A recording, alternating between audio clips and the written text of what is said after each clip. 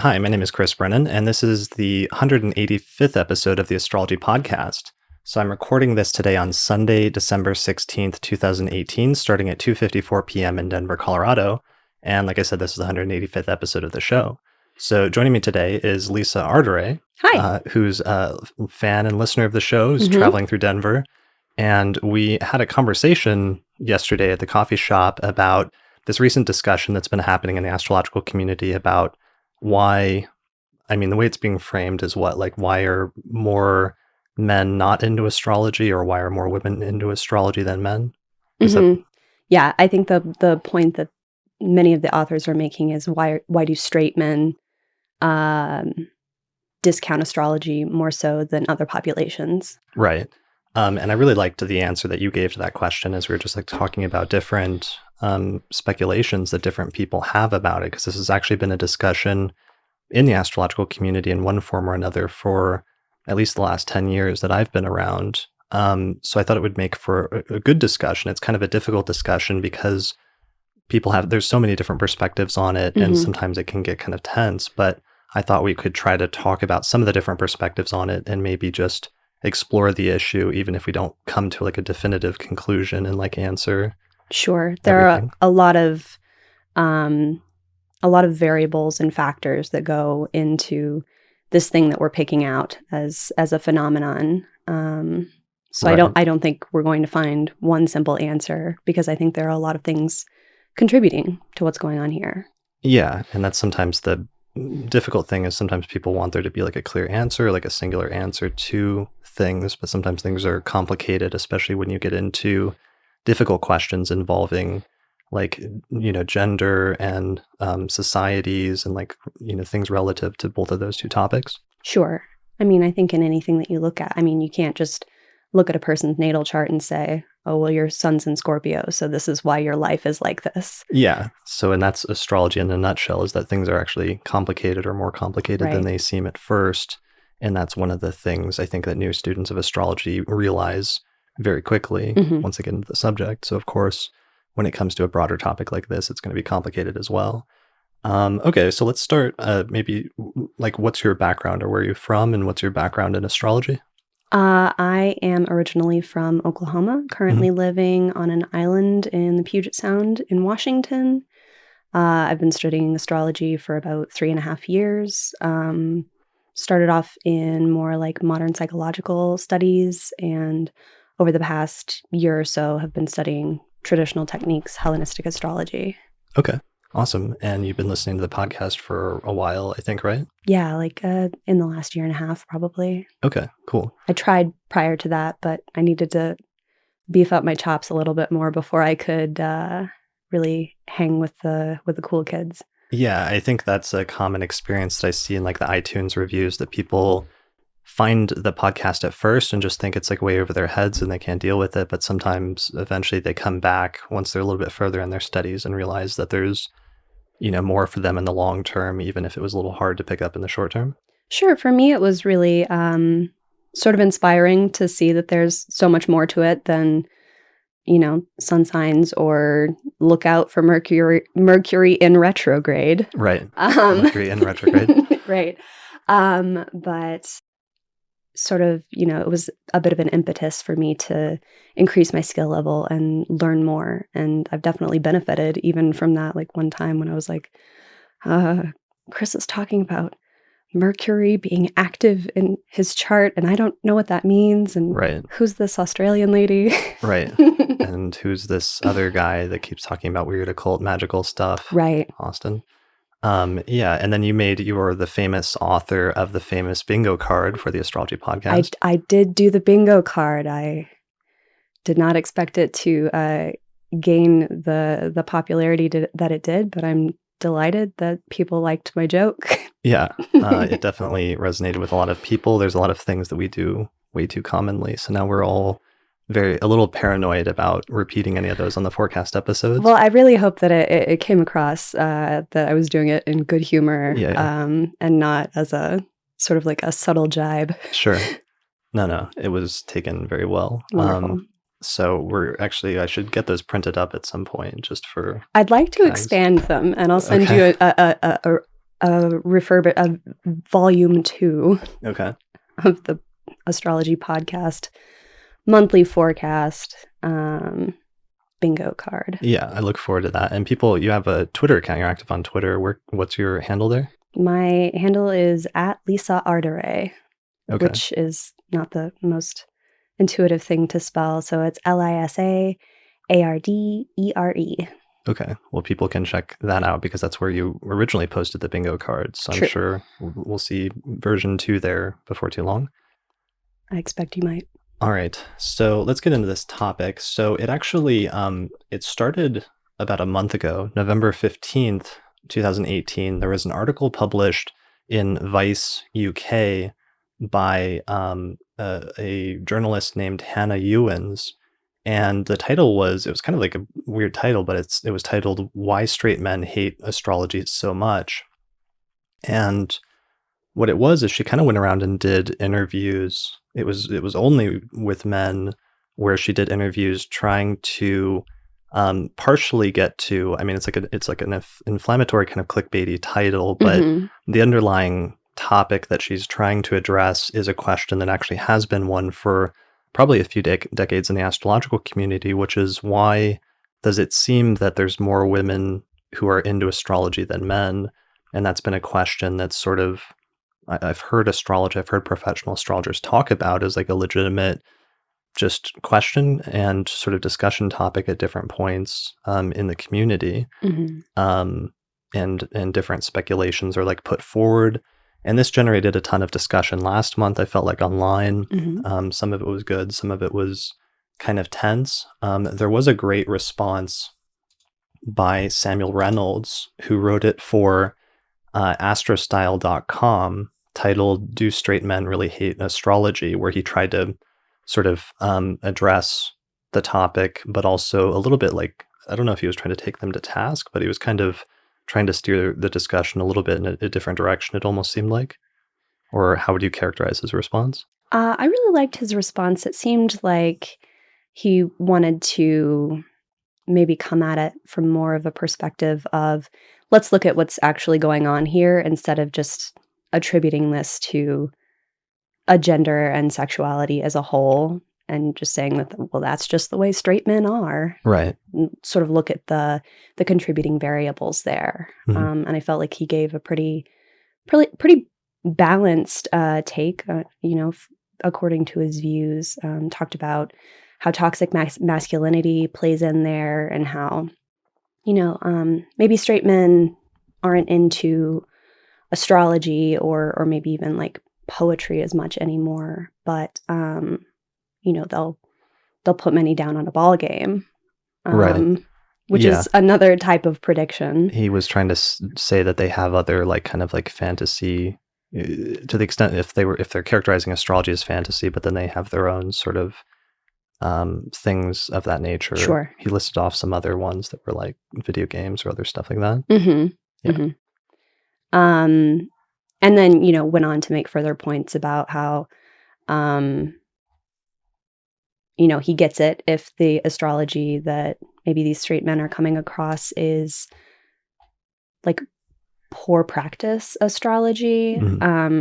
Not to put down anyone's practice, but to say that there's only one delineation for like an aspect of synastry, and to say, well, that means like he's got Mercury conjunct Neptune, so he's a liar or something like that. Right. If that's your only experience with astrology, and somebody's saying that about you and then deciding not to go on another date with you, it might be kind of a turnoff. Yeah, and I mean that's probably even more advanced than what most people are encountering in their first pass at astrology, or their Sure. initial like even understanding. So I mean, part of this discussion, I guess the initial starting point should maybe even be, do we accept the basic premise of the argument that there are, generally speaking, more women who are into astrology than men? Because sometimes that, I try not to take it for granted always that even the premise of what we're talking about is necessarily true. But do you think, is that true? I mean, do you personally see that as something that's true based on your observations, or would you question that premise? It's a premise that I would question, basically because the question itself assumes that there are, two genders, and, that men think and believe this way, uh, and women think and believe this way. And I think that there's a lot more nuance. I think that gender is very nuanced, sexuality is very nuanced, and a lot of this has a lot more to do with the ways that we're socialized, the people that we're exposed to throughout the courses of our lives, than, like what a person's gender identity is. Sure. So yeah, so that's one major critique that you might make right from the start, is that it just sets it up with only two genders being identified, and then asks people, do you believe, quote unquote, believe in astrology? Is usually, I think, the way a lot of those polls are phrased when they try to quantify, quote unquote, belief in astrology in society. Mm-hmm. So there's a sort of issue there right away in terms of people that don't necessarily fit into that traditional or binary gender norms in Mm-hmm. terms of being one objection. Right. Okay. And in addition, astrologers commonly often question or object to even the phrasing of how some of the polls are done when people try to quantify belief in astrology by asking people, do you believe in astrology? And one of the issues with that is a lot of astrologers might object to that out of hand and say, I don't believe in it. It's just something that I think exists or that I've observed exists in the world. Certainly. And where is the line between belief and non-belief? Do you believe in astrology if you check your sun sign horoscope in the newspaper every other month? Right. Or do you need to know more about astrology to believe in it or not? Or is it actually a thing that you even believe in rather than a set of principles that you're practicing? Right. Or there's another category of, I know of some religious people or some Christians who believe that astrology is a phenomenon that exists sort of abstractly in the world, but that it's evil or that it's the work of the devil or something like that. Definitely. So that's a whole category of, you wonder, how do they respond to a question like that? Or do they say no? Or do they say, yes, that I do believe in astrology? Or do I believe that astrology exists? So there's often questions like that come up when people try to do polls like that, just to quantify Mm-hmm. belief in astrology in general. Mm-hmm. And there are people who might be interested in learning more about astrology, figuring out how they feel about it, but they feel that the topic is too controversial, Right. for them to really be interested in getting into it, because what's the point of figuring out if you believe something if everybody's going to start a fight with you about it? Right. Yeah, definitely. So, I mean, all that being said, one of the interesting things that the original Vice article did do that I thought was useful in the way she was trying to frame or at least set up the discussion is she did cite some polls. For example, she cited a 2005 Gallup UK poll that said just over twice as many women in the UK, quote unquote, believed in astrology compared to men. And then she said it was 30% compared to 14% of men, of a data pool of 1,010 people. And then she said a 2017 study by Pew Research Center found that 20% of adult men in the US believed in astrology compared to 37% of women. So at least according to those two polls and, attempting to quantify belief in astrology in society over the course of the past decade, despite even those objections to the accuracies of those polls and some of the potential issues with them, it does otherwise seem to indicate that there's about twice as many women theoretically in society that might believe in astrology as some sort of phenomenon compared to half as many men potentially. Mm-hmm. So that might still be a useful sort of starting point in terms of some objective piece of data.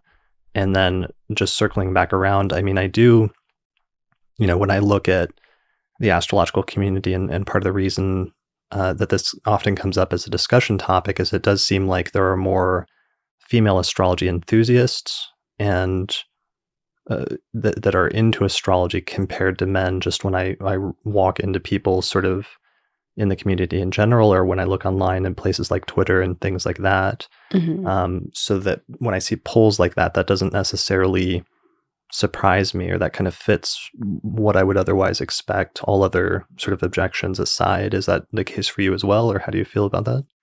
Um, my experience with it has been I definitely find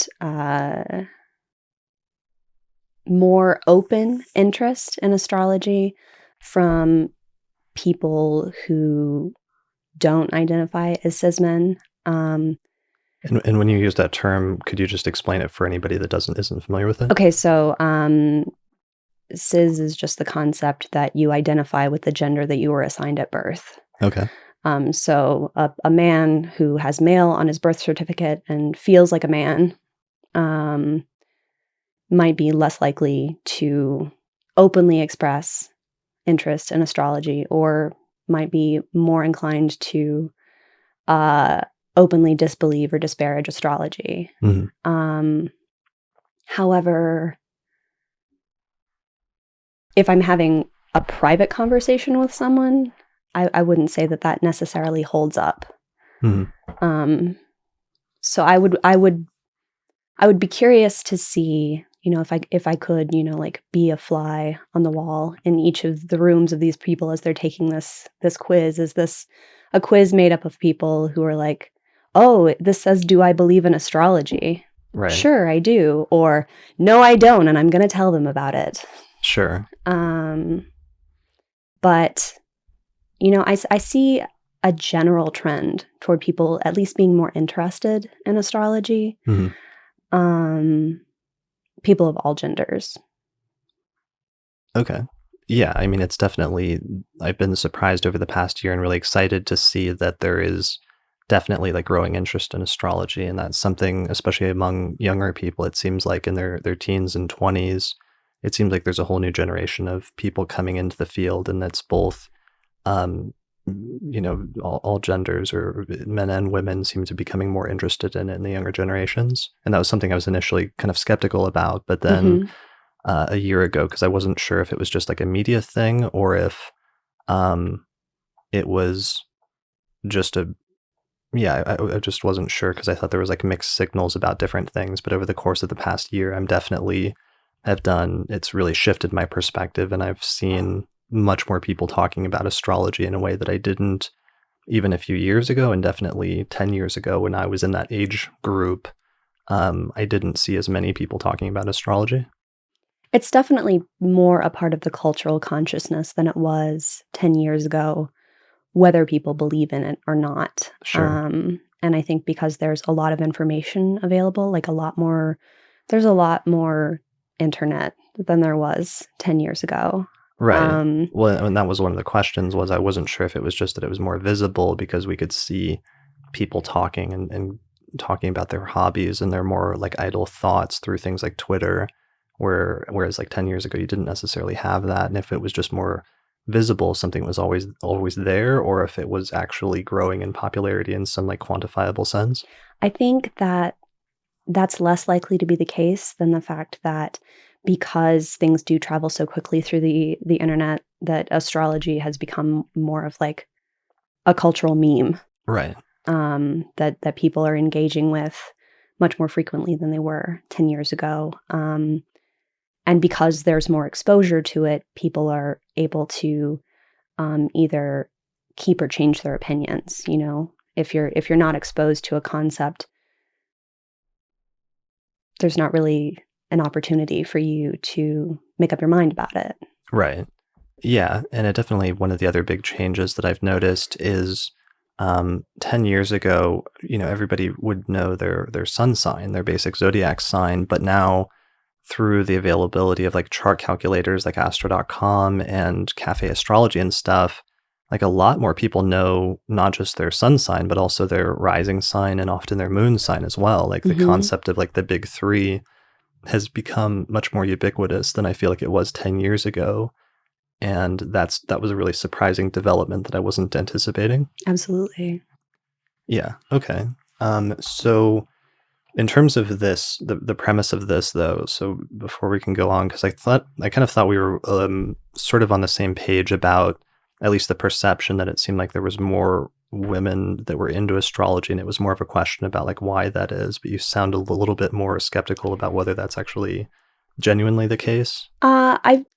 I think that I would generally agree with you that more non-cis men are interested in astrology than cis men are interested in astrology. With the caveats that I raised, Mhm. like I have questions about the poll and sort of like the cultural perspective. And I do think that things are shifting, but like in this snapshot in time, I do generally agree with it. Okay. Okay. Yeah, because I mean that has been. I mean, I feel like most astrologers sort of recognize that with many of the caveats that you say and that Mhm. we've talked about, but there's still most of the discussion then ends up being just why is that or why would that be? And so different speculations are put forward. I mean, one of them that people talk about pretty commonly is just the sort of cultural conditioning and the sort of marketing of astrology, where it tends to be oftentimes marketed to, it seems like, to women more through things like magazines or through fashion magazines or Mhm. other things like that, whereas there's sort of a cultural component to it at this point in time that might be a little bit more geared towards women, that could lead to that as sort of a byproduct of that, rather than it being something that's like for some reason naturally or inherently supposed to be that way. um yeah, what do you think about that? Um, I definitely agree on that point. Like people who consume media that's marketed at women are far more likely to come across not just like astrology or like a horoscope or something like that, but Mhm. like storytelling and imagery and sort of like more spiritualist concepts. Mhm. Whereas I think that we're not really in a time, culturally speaking, where that's really allowed for men. Sure. Yeah, like more, let's say, like health and beauty type magazines or other types of media oftentimes tend to be marketed more towards women, and Mhm. oftentimes you'll see horoscope columns or other things like that in those publications. Right. I didn't look at a lot of magazines before I came. I feel like I've seen a men's magazine with a horoscope column in it before, Mhm. but definitely like on the last page and very small. Sure. Yeah. Or yeah, I'm trying to think of a more recent example. So, for example, like Broadly, for example, which is Vice's sort of women's sort of issues section of their Mhm. media sort of empire that they've been creating over the past few years. It has a very active like astrology section, for Definitely. example, which I has been I great. I believe they just put on a conference Yeah. recently. Yeah, Annabelle Gatt, which is their head astrologer, put on a conference in New York just I think last weekend. So that's sort of an example, and that whole project seems to be going really well and seems to be really vibrant, and is sort of Mhm. like a good example of the vibrancy of astrology at this time. But again, that's something that seems like it's because it's happening within the context of Broadly, that it is being marketed partially more to women, even though it's certainly not restricted to that. And there's Mhm. plenty of men that follow Annabelle's column and love it. Um, so it's not that it's always sort of restricted in that way, but there's something certainly about the marketing where, um, I don't know why that is necessarily, but it's being geared more towards women in some instances than men, it seems like. Mhm. And so that might have sort of a weird sort of feedback loop in the way that it continues to perpetuate that sort of distinction a little bit. But even beyond that, there's other questions. I mean, the question that often comes up, that's the first question that usually comes up in these discussions in the astrological community, is people ask, is there some inherent reason why women would be more interested in astrology, or that astrology would appeal more to women than to men? And is that why we're seeing this disparity? So some people try to say, is there something inherent about it, instead of it just being a purely cultural phenomenon at this point in time in our current culture due to whatever? is there some other factor that is like the reason why? I mean, some people try to frame it like women being more susceptible or men being less susceptible to, usually skeptics will say like susceptible to belief in astrology because they see it as a negative thing or as like Mm. a shortcoming or something in society. Sure. I don't think that really holds up. I mean, if you look back historically, all of the like ancient and traditional astrologers and authors of astrological texts, they're men. Right. So I don't think it's something like different in the brains of men versus the brains of women. Yeah. That's not really something that I ascribe to. Yeah. I mean, and that's the funny thing historically, if you go back more than a century, and I talked about this in episode 86 of the Astrology Podcast, Hmm. where if you go back more than 100 years, it's like because of the way that culture was prior to modern times when men and women didn't receive the same education, most of the pretty much virtually all of the astrological texts that we have from prior to the modern period and or prior to the early modern period and all the astrologers we know from certain eras, like for the first 1,000 years of astrology, are all men, where we don't even know the names of female astrologers or have any texts that survive that were written by women, Hmm. as far as we know.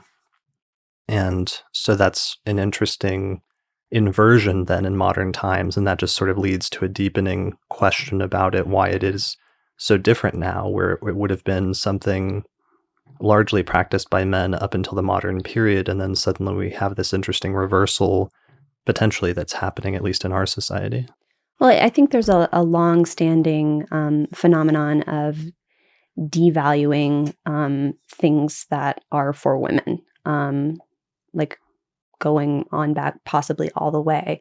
So as you're saying, like the education wasn't available to women Mhm. in prior centuries, so astrology wasn't a women's thing. But once we reached like the 60s and 70s, and we're having more like women practicing and writing about astrology, it's possible that could have just like once it permeated the cultural consciousness as a thing that women can do. Well, now it's a women's thing, and it's not for everybody else. Mhm. Um, Sort of like, you know, how there's maybe a bit of a stigma around men who do more feminized nurturing roles for work um, today.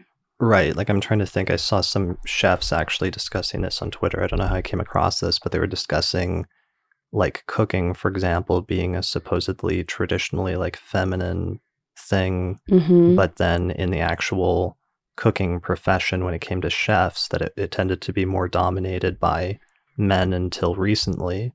Hmm. So there was this weird inversion in terms of the gender roles when it came to that as a general phenomenon versus a profession, which is kind of an interesting thing. Right. And I mean, you have to zoom all the way out and have a whole conversation about like the power dynamics Right. that are playing out on all layers uh, of the way that we interact with each other in small scale, like in the home versus all the way up to, you know, big time, very important people doing jobs. Yeah, like climbing the whatever the corporate ladder is in terms of different work environments and the advantages that men are given in that versus those that women have, Hmm. or the sometimes obstacles that women run into with certain things, like even like pregnancy and maternity leave and stuff like that, and Absolutely. not being afforded, freedom or being given sort of rights in terms of that until somewhat more recently, or working on it. I mean, not really even now. Many arguments could be made Sure. in that direction, that Yeah. there's perhaps a long way to go for before we reach any sort of justice about, like work and like public life, and how that's not really made easy for people who choose to bear and nurture children. Sure. Um, Right. Yeah, and that that sort of brings up a related topic, which is actually was more commonly like 10 years ago in the astrological community was part of the context that I would see it brought up in professional circles was sometimes there would be more women attending astrology conferences, and there would be a clear tendency for more women to be like clients of astrologers or consult with astrologers just from professionals like anecdotal standpoint. But then when you'd go to a conference, sometimes you would see more men speaking at conferences, or some of the men tended to be more not well known or like leading. I don't want to say or necessarily go that direction, but there was definitely a perception I felt like that was especially more dominant 10 years ago, and it's changed a little bit because people have been making deliberate efforts to balance it out. But where there tended to be more men in like speaking positions or leadership roles, it seemed like in the astrological community 10 years ago, which was I saw as a almost like reflection of or similar to the thing that I saw those professional chefs mentioning, and I wondered if it was somehow connected to some of the same dynamics. I believe that argument could be made, sure. Like say two people are interested in astrology and want to know more about it, and one of them has, like 5 hours a week of free time and the other one has an hour a month of free time. Hmm. If the person with an hour a month manages to get to an astrologer for a consult, that's a big win for them. Sure. Whereas the person with 5 hours per week free time who's interested in astrology could, study books and go to a conference and learn a lot more and eventually become a professional who's respected in the community and attain speaking positions. Right.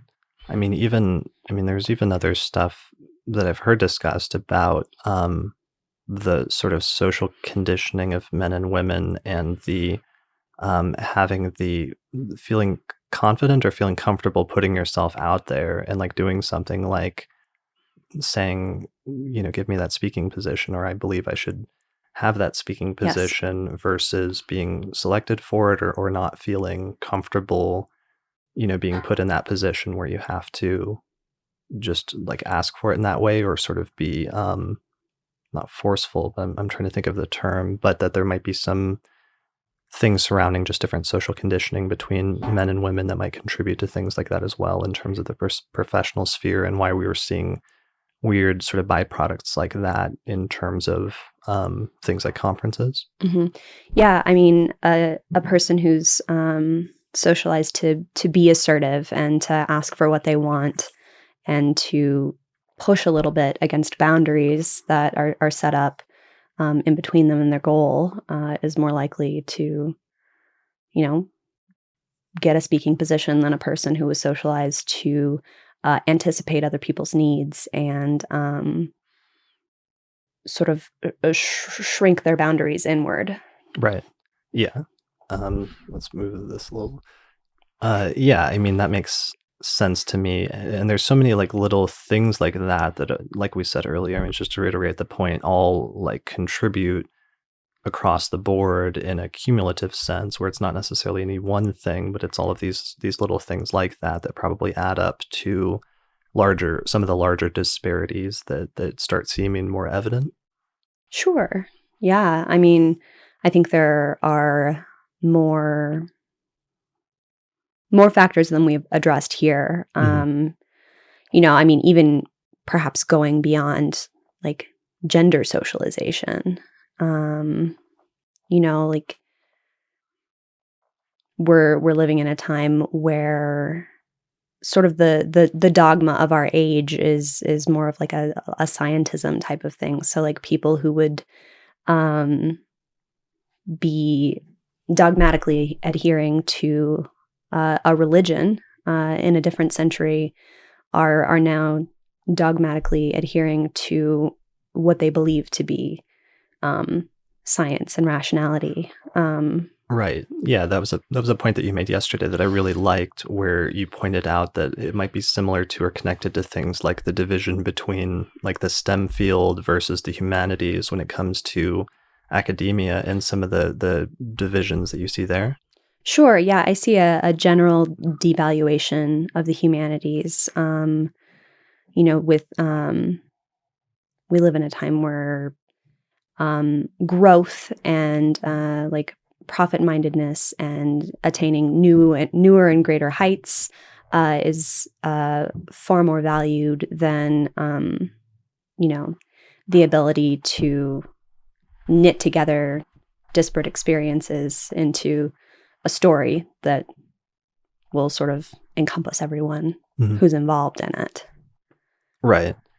Yeah, I mean, I think that's a really good point because I do see that as being a very stark thing with the rise of, over the past few decades, not just sort of like scientific materialism and some of the things that grew out of the Enlightenment to a certain extent in the scientific revolution, but also, um, yeah, just the development and the popularization of like skepticism and scientific skepticism as a sort of worldview. And the way Hmm. that you were framing it yesterday was really interesting because you were framing it more as like taking the place for some people of what the sort of authority that religion would confer in past ages.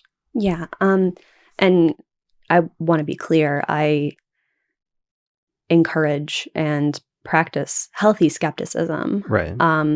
But what I'm talking about in this instance is more of a belligerent skepticism, and an inability to take in another point of view and process it, and then decide if you're going to change your view.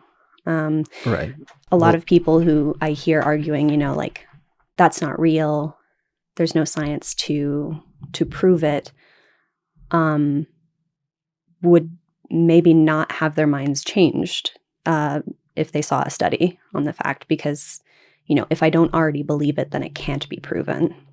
yeah. Well, I mean, ironically, that's the thing that I've been so surprised by and I've really wrestled with over the past 10 years is that there's a much more faith involved in the sort of dismissive type of skepticism that is more pervasive that you wouldn't expect because it's supposed to be rooted in science, which is supposed to be more process oriented and sort of observational and not preliminary, but I'm trying to think of the word that's connected with that of preliminary of like, it is our current understanding unless other data becomes available at some point in the future, which counteracts the prevailing hypothesis. Right. So science is a method of observation to predict what might happen in the future and sort of like control results going through, like moving forward, and like see what trajectory we should be on based on the evidence that we have. Mhm. However, in more like of the dogmatic scientism, the until other data becomes available has sort of just completely been severed Yeah. from the way that people think about it. Yeah. And instead, it just becomes more of like, this is the way that things are for sure. And we know this 100%. And Hmm. therefore, this other like area of knowledge cannot be true because it contradicts what we think we know at the present time about this. Hmm.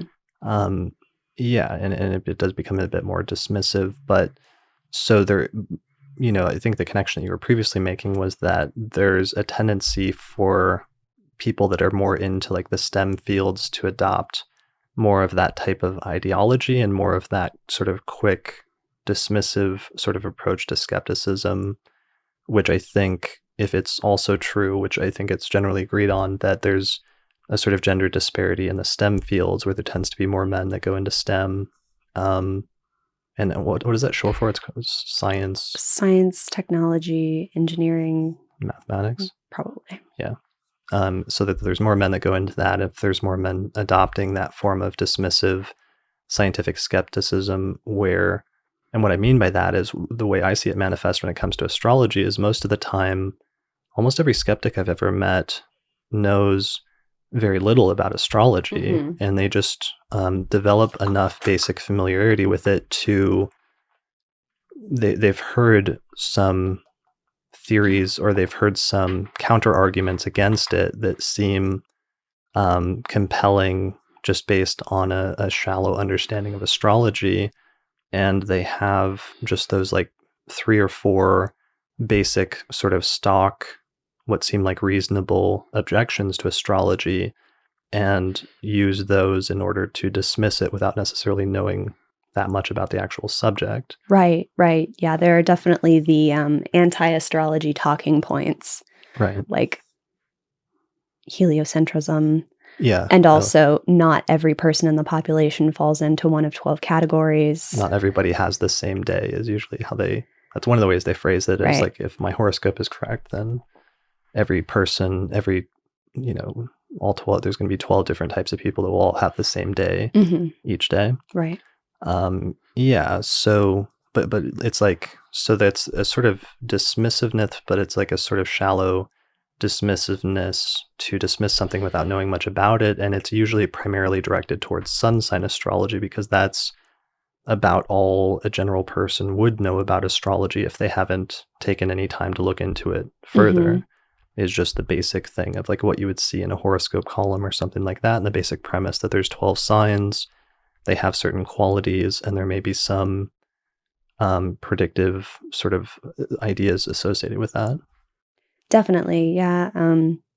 Or like, it's Mercury retrograde and my computer is working fine, so yeah, take that, astrologers. Well, and that's interesting because that's such a more recent one. Like, that really was not a concept, I don't think, that was like in the language 10 years ago in like the public discourse, or maybe it just started to enter into it about 10 years ago through astrologers starting to have more leverage or more ability to talk about things besides just the basic horoscope column, and to start to integrate more general astrological terminology into their language, partially by breaking out of just being restricted to doing newspaper horoscopes, and astrologers started writing columns online, and that gave them more freedom to start talking about other things that were going on. And so they started referencing other things that would happen frequently, and one of those, of course, is Mercury retrograde. Sure. So then it becomes sort of like a more common thing that enters into the public sort of discourse.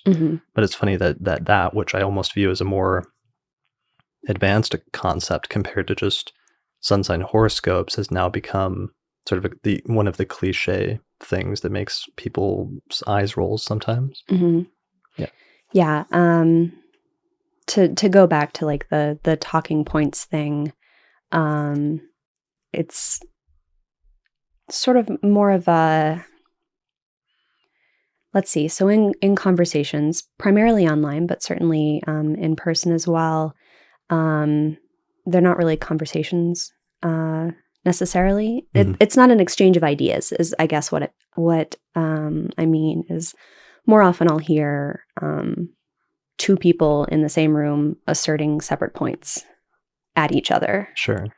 In debates about astrology. Sure. Right. I mean, in other conversations as well, but that's what we're talking about right, here. Yeah, politics. Yeah. Yeah. So, if a person who doesn't believe in astrology comes to the conversation and they've got their anti-astrology gun loaded with, I'm not going to have the same day as, my buddy who's also a Leo. You can't tell me otherwise. Right. Yeah. And I think it definitely plays into like a tribalism type of thing, where it's like, I'm of the smart people who don't believe in astrology, and you're of the hooby-dooby people who do believe in astrology. Right. Well, and then it goes further, because then it usually leans into the like, we're doing the good work and you're what's wrong in the world. Oh yeah, you're contributing to charlatanism, and you're just trying to make a quick buck off of people, or you're in league with Satan. Right. That's always fun. So I mean, to go back and to circle back around, I mean, and I haven't read into this much. I mean, I'm just generally aware that there is that gender issue in terms of STEM as studies in academia versus the humanities. But that then leads to one of my observations, which is just I always just got the impression that men, generally speaking, or cis men, were more likely to reject astrology out of hand, only knowing very little about it, and to not ever move past that point, or that there was fewer men that would look past the basic facade of astrology, of the Mm-hmm. popular sun sign horoscope sort of general understanding, and would look beyond it and find out that there was more to it, or that it was more complicated than it might seem at first.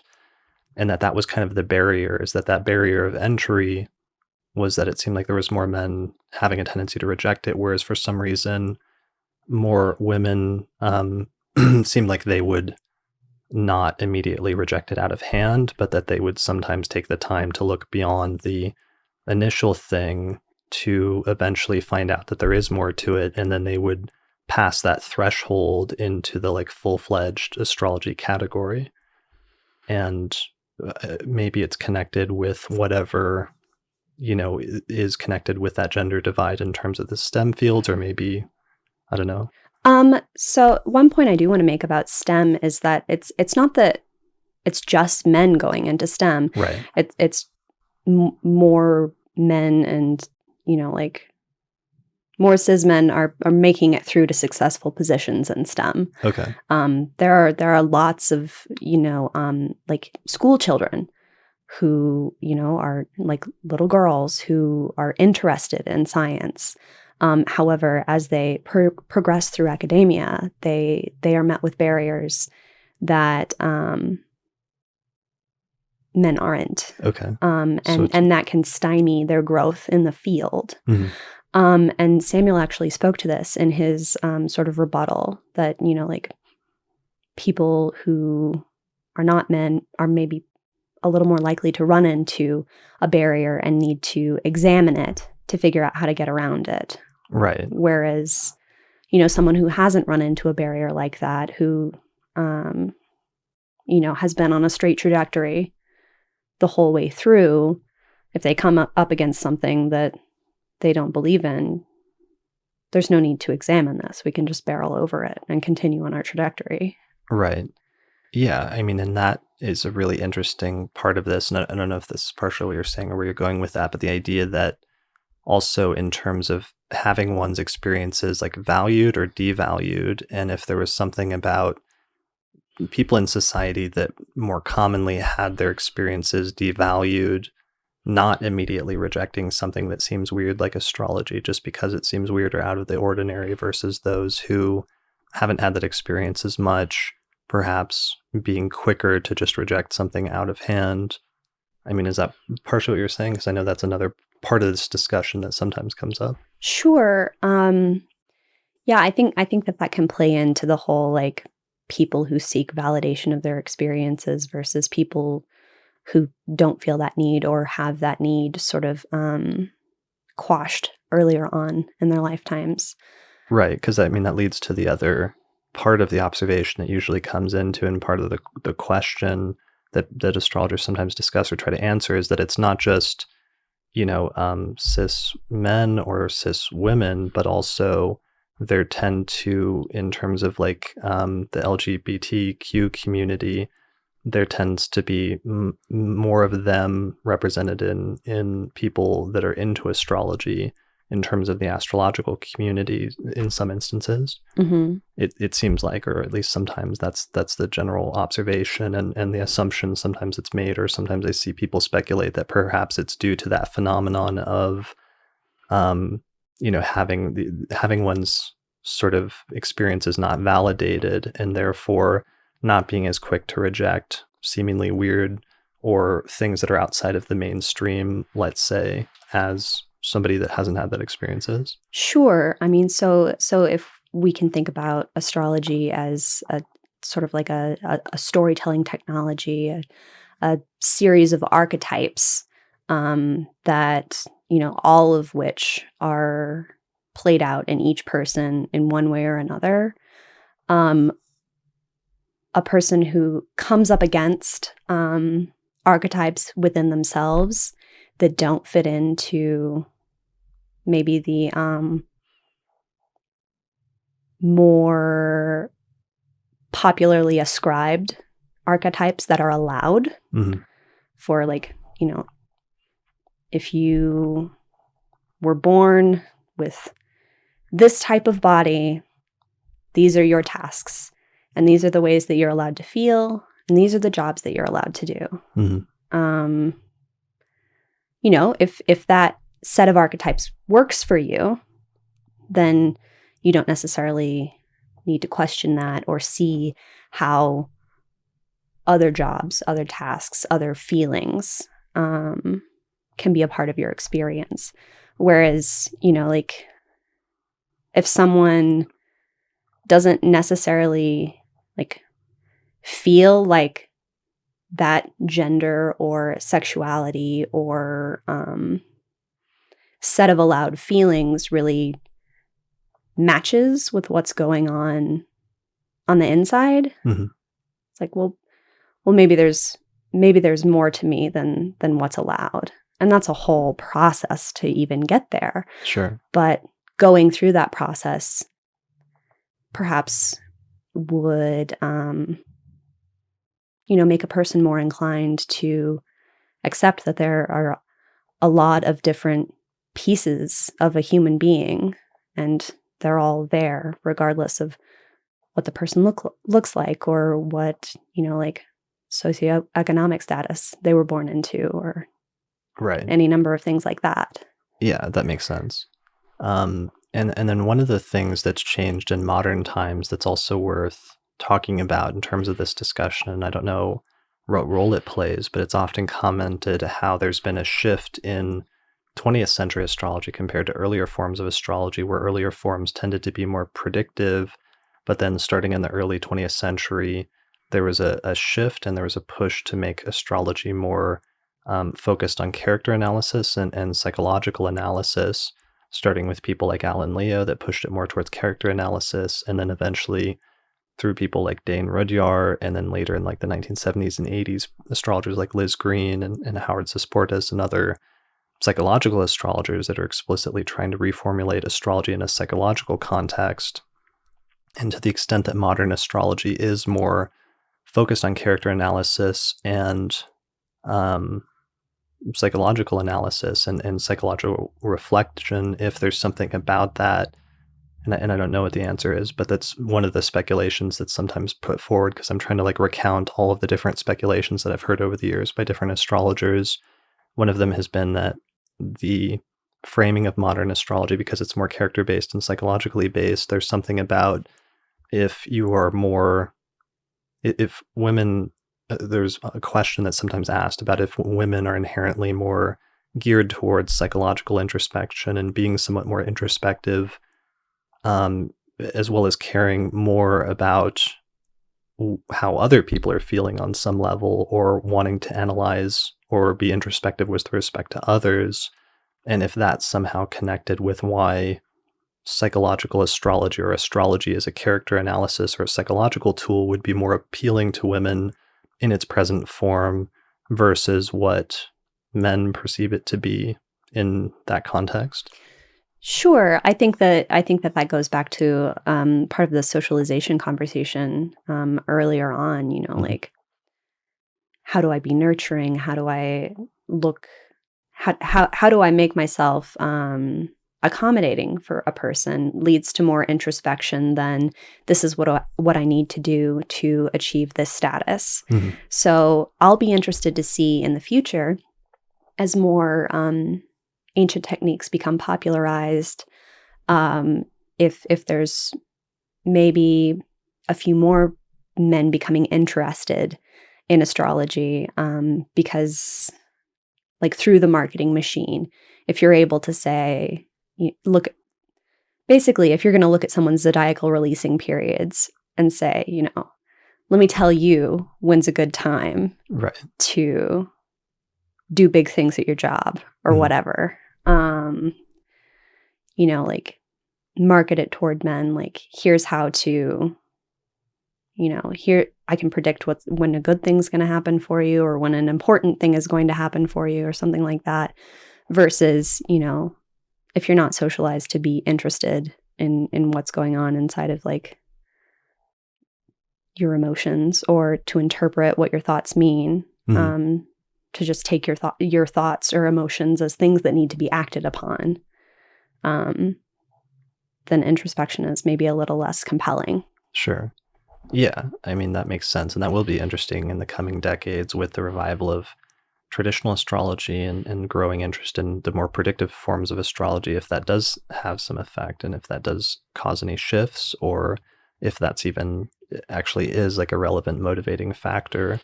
I mean, I've always wondered because I've always been interested in astrology, I think on some level. And then especially once I discovered natal astrology, I was extremely interested and decided to devote myself to it, but I never felt normal and always did feel a little bit more introspective and maybe having tendencies or not exhibiting tendencies that I noticed or like associated with other guys my age or something like that. Mm-hmm. And I always wondered, especially when I was like in my 20s and I was one of the, not just the youngest astrologers, but I also tended to be like one of the few males in my age generation that was studying astrology.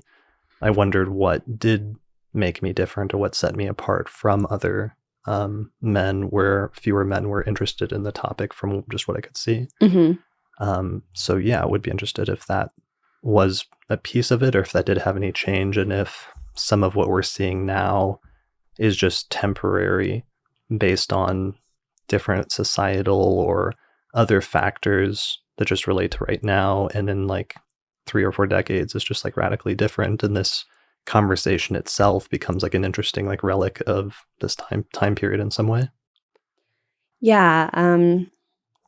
I mean, I'm inclined to say that with greater access to information, more people are like experiencing validation regardless of gender online by finding people who they wouldn't necessarily find just like in their hometowns, to sort of match up experiences and feelings about, a lot of communities have sort of sprouted out of the internet. Right. A lot of movements have sprouted out of the internet. And so I think that it'll be interesting to see whether the entrenchment in views and polarization of like bubbles on the internet wins out over,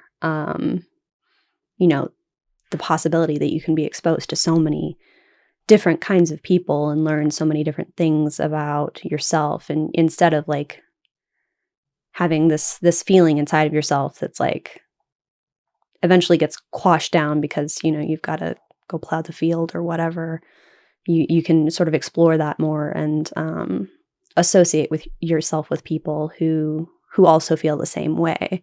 Right. I mean, I don't think it's going to be an either or thing. We're going to see both of those things. So I think that this conversation will continue to be relevant so long as power dynamics are relevant, Yeah, definitely. Well, and even just, there's been some changes just in the past few decades where things like psychology or like seeing a therapist or other things like that have been destigmatized a little bit more, I feel like, than they probably were a few decades ago. And so maybe things like that will also change or will open up some additional, not venues, but just additional openings for something like astrology, which is often used as a sort of counseling tool in some ways. And certainly a lot of astrologers actually not just use it in that way, but sort of marketed it in that way in some ways. Definitely. And I think that destigmatization and, opening toward more of these things is only going to be useful to people of all genders.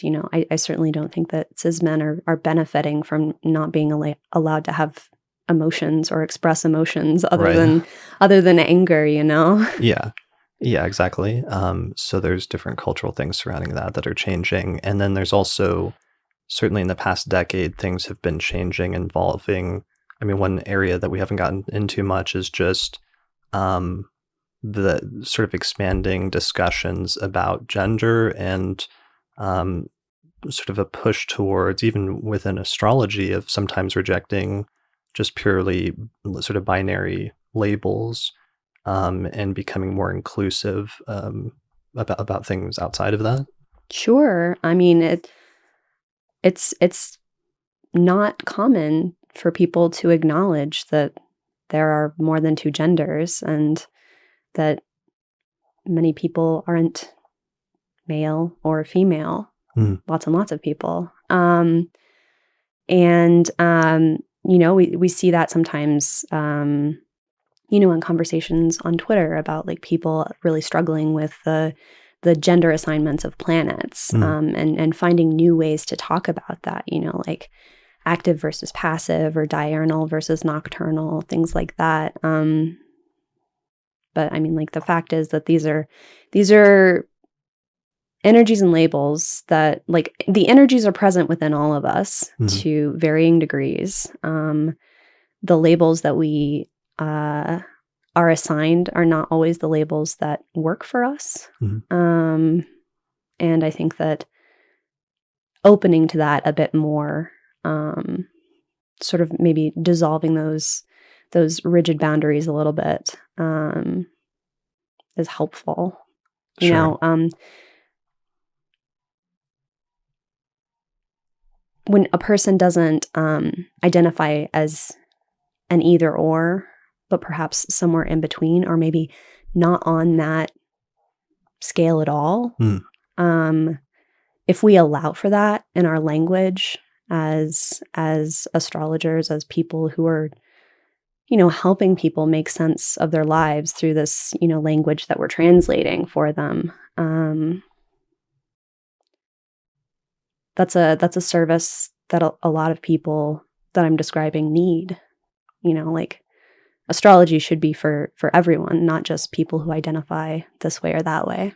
Yeah, and that's part of maybe a broader conversation that's outside of the scope of what we can fully get into today. But that's actually really interesting to me, that question, because there have been astrologers doing really great work in terms of trying to figure out how to take some of the traditional or contemporary standard like astrological models and having some of those questions about like what's appropriate, what's not, what's inclusive versus what's not, and if people are like running into or meeting an astrology that isn't inclusive enough for them, or that might sort of turn them away from it because of some of the assumptions that it's making about things like gender. I mean, lots of assumptions. There are lots and lots of assumptions along all things, and I think that the more that we can decenter gender binaries, heterosexuality, whiteness as the norm,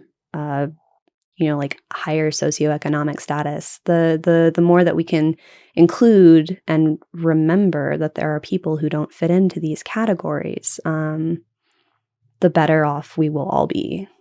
Sure. Yeah. And that's definitely a process I've been seeing the astrological community move towards, but it's like some things change faster in some areas and like slower in other areas. Definitely. And there's still a lot of stuff, a lot of work to be done. But part of it is just starting to have some of the discussions and just sort of like this one, and just sometimes ask the question and try to talk through it and realize what assumptions we're making about different things and what assumptions other people are making, and sometimes just exploring what the different answers are to some of these things, and then eventually maybe as a community that's starting to move things towards a different consensus in certain areas. Yeah. All right. I'm trying to think if there was any major points that we meant to touch on. Did you have anything in your notes? I know we scribbled down like a few things really quickly before we did that. Right. We weren't like super prepared because I was just actually so excited that because we just like met up for what, like an hour or two yesterday Something to like talk that. because we were passing through town. And I sort of mentioned this as an episode I've been thinking about doing, but I was a little nervous about it because it's such a complicated topic to get into. And I didn't necessarily, I myself am trying to be better about, but it's still a learning process of like words that I use and the way that I talk about certain things. and it can be such a delicate topic that you don't necessarily want to accidentally like offend somebody or say something inappropriate, since the goal is really just genuinely to talk about and ask questions and try to explore something. Hmm. But I was so excited about some of the answers that you had and the way that you articulated some of it yesterday that I thought it would be great to have this discussion. I'm glad that we got a chance to. So Yeah, definitely. Thank you for having me. yeah, thanks for doing it on such short notice today. We just sort of rushed to get it together for a certain electional chart. Right. But did you notice anything else in your notes that we hadn't touched on? No, I mean, I think the only little bullet point that I made that I feel like we sort of touched on a little bit more, sort of in a roundabout way, was that, people who come to astrology for help and guidance tend to be, like not having the best day. Like they Oh, yeah. tend to be in crisis. That's a good point. And, people outside the umbrella of financially secure white male may have more frequent crises than the alternative. Sure. Yeah, that's a really good point in terms of like availability of astrology, but also what is the reason why somebody is consulting an astrologer. And that's definitely true that more clients, there's probably fewer clients that just like go to an astrologer as like a blow off thing to do versus, having a specific reason to go to astrologer, having a specific issue that you want to discuss or that you'd like some insight or a different perspective on. And definitely having some major issue or some crisis is a pretty common motivating factor. Right. I think that if a person feels like they have all the answers, they're not going to go looking for a different one. Right. Yeah, that makes a lot of sense. And definitely makes more sense in terms of explaining than maybe some of that disparity or just like another additional data point that might move it in a certain direction when we're talking about some of those overall statistics, even if it's not the singular reason or something like that. Right. Yeah, that makes sense. So, sure. Like the whole, like everything that we spoke to and more contributes to the fact that, these crises happen more frequently for some people than others. Mhm. Some people are taught that they have the answers, whereas other people are taught that they don't. Mhm. On down the line, and Sure. it manifests sort of in every aspect of life. So why wouldn't it also apply to astrology? Yeah, that makes sense. And I'm trying to think if there are any other like common, not even ones that we would necessarily endorse, but just like ideas that are thrown out there by astrologers when they're trying to discuss this topic, including ones that are not necessarily like good ideas. Like I remember somebody like on Twitter when this was posted, when this article came out a month ago, said something to the fact that like, well, women have more of a connection with celestial cycles because they get their periods every month, and that roughly coincides with the cycle of the moon, and therefore they're more open towards being the idea, at least, that there can be celestial quote unquote influences or something. And I remember a few people like really strongly rejecting this guy's. I may have been one of them. You may have been one of them. Okay. Yeah. Well, no, I mean, do you want to expand on why? Sure. Did Okay. I even, let's start off. Did I explain the premise of what he was saying or of that Yeah, argument I correctly? think that this was not something that was presented as like it wasn't like it wasn't a denigrating thing. no, he It was was just genuine. I yeah, mean, it was just maybe like a not fully thought out idea. sure. So there are lots of people who menstruate, Well, and it's and not all of them identify as women. mhm. Menstrual cycles are based off of like hormones that come from the ovaries and the pituitary gland, and infrequently correspond to lunar cycles. Right. And it doesn't. I don't. Like I don't know a lot of people who are menstruating and saying, I am at one with the universe. Right.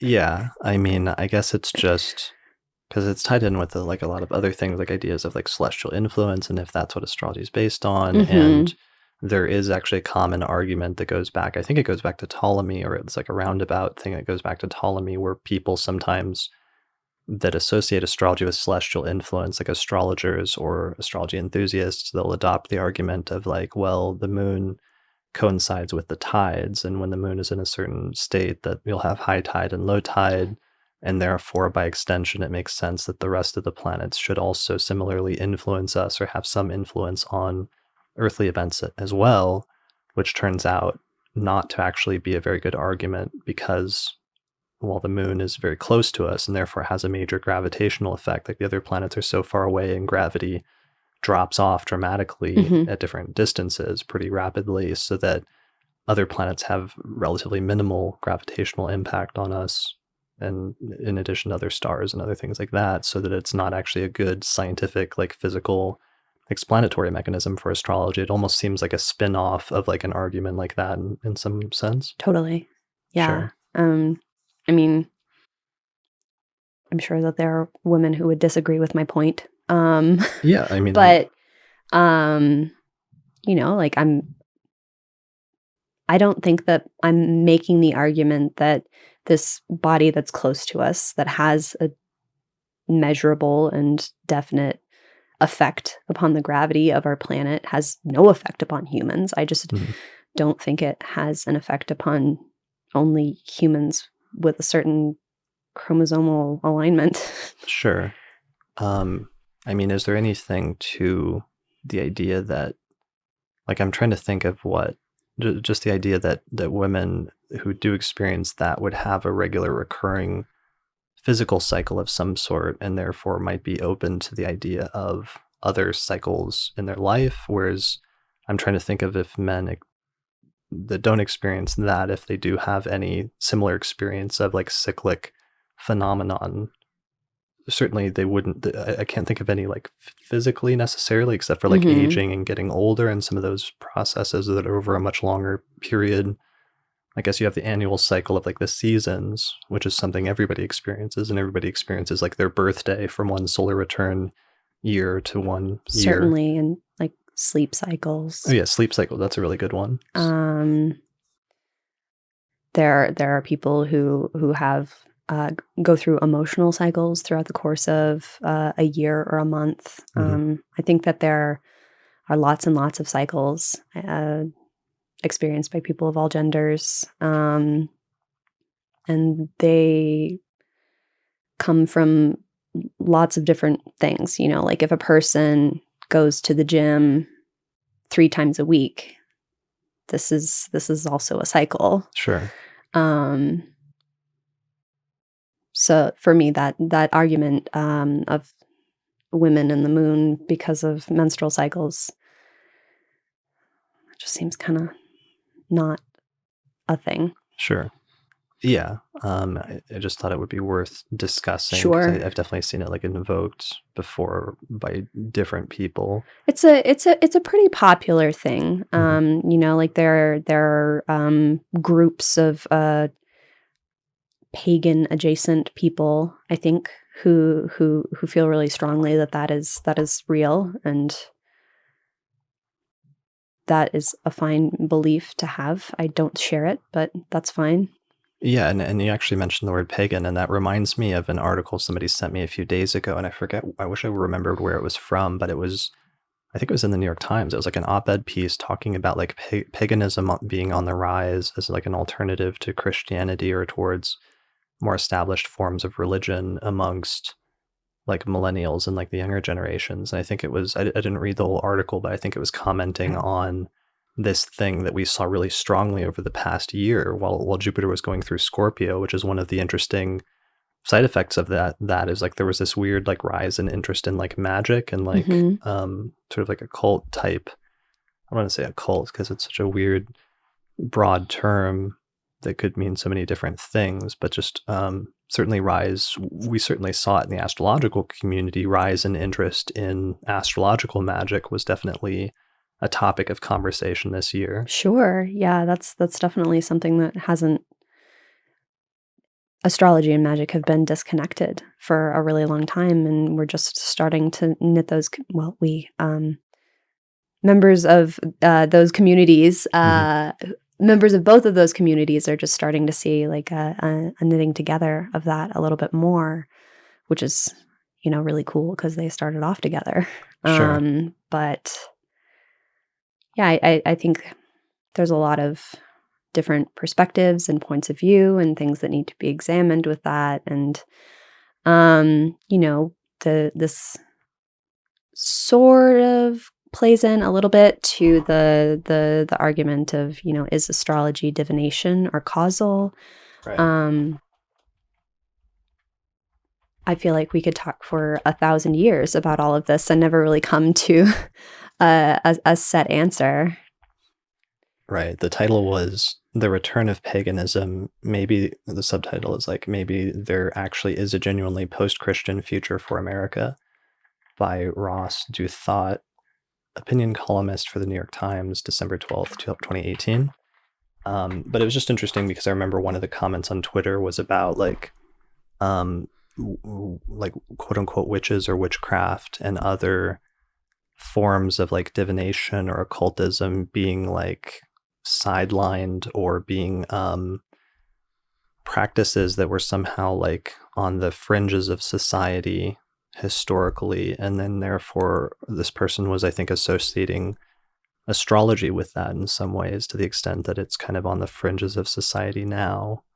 And in different communities similarly that have traditionally found themselves on the fringes of society, perhaps being more open to those things versus sort of like established things being less open to that, I guess. Sure, if your access is barred to the traditional ways of doing things, people will find another way. Right. Yeah, that makes sense. All right. Well, I think that's it. We're at like 75 minutes. So that's usually what I shoot. Usually I shoot for like 2 hours and I have to stop myself. But I think we've covered like everything that I'm trying to think, because I hope I don't immediately after we stop, like just remember some other major topic or like point of view that we left out. I certainly don't want this to be like the end of the discussion, but I was hoping that this would be like the beginning of, or not the beginning, obviously, but sure. I mean, we definitely have not mentioned every relevant factor at play here. Right. And, I feel like we could even do more looking at like the question itself, but I feel like for the purposes of this conversation, I mean, we covered all my bullet points that I noted down in my notes app. Like 15 minutes. Feverishly 15 minutes ago. Okay. When I was like, we've got an hour before this rising sign changes. Let's do this. Okay. Well, thank you. I really definitely appreciate it. Thanks for joining me today. I think you're only like the second or third guest that I've had in the new studio. So thanks also for that. It's been fun. Yeah, now you've seen, this is where the magic and the this bingo. This is where the magic happens. Yeah, the bingo cards originate from this general area. Perfect. Yeah, this is where the astrological sausage gets made. Right, behind the scenes. All right, cool. So once again, where can people find out? There's your Twitter. Do you have, are you working on like a website or? Yeah, I'm working on a website. It'll be going live mid-January. It is ardereastrology.com. That's ARDOR astrology.com. Okay. And I'll put a link to that and probably to your Twitter profile in the description page for this episode on the astrologypodcast.com. Thank you. And I'll make sure I link to that, especially once your website is up, so people can find out more information about you and your work. I definitely recommend it. I definitely recommend following you on Twitter, because I really appreciate a lot of your posts and tweets there and stuff. I make a lot of jokes. Yeah, you make a lot of jokes, a lot of bingo cards, and people have to stay tuned for version 2 of the Astrology Podcast bingo card, especially. Absolutely. Forthcoming. All right. Cool. Well, I guess that's it. So thanks everybody for listening to this episode of the Astrology Podcast. You can find out more information at theastrologypodcast.com, and I think that's it. So thanks for listening or watching, and we'll see you next time.